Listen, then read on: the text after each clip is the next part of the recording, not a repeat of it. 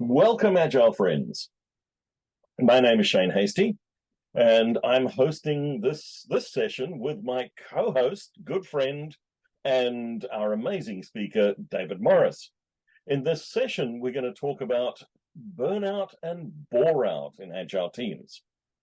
David, welcome. Thank you very much, Shane. It's a real pleasure and interesting to be in the interviewee position instead of the interviewer position. It is indeed.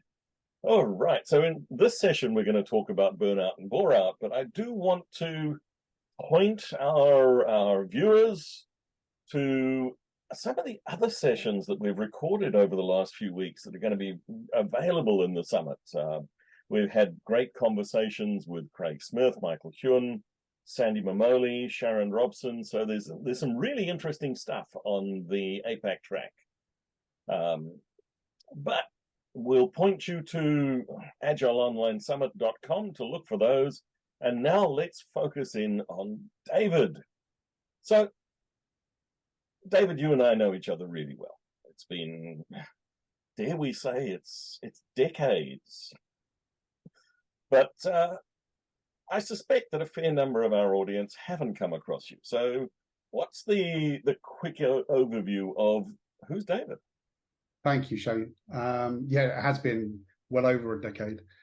I came into this space originally from a developer role and got involved when I became a development team lead in trying to find new ways of working.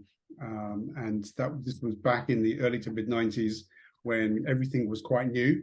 And we were searching for those lightweight approaches, which became labeled as Agile in 2001. And I now am in a role of, I would say, coach, instructor, author, and speaker.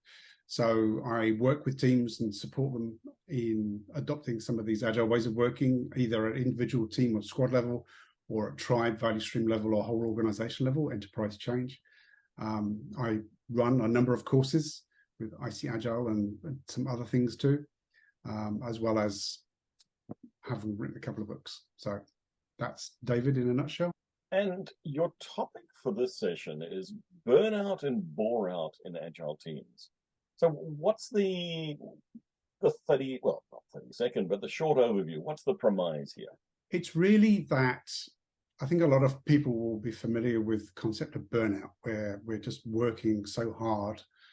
What we used to call the death march projects. But now that we're moving out of the project world and into the product world, where our teams are long-lived, if we're taking the same mindset of the pace of work from the Death March project, which wasn't healthy at the time anyway, then that can lead to burnout, where we're working so hard and we're not getting the opportunity to recover, to adapt through the resilience.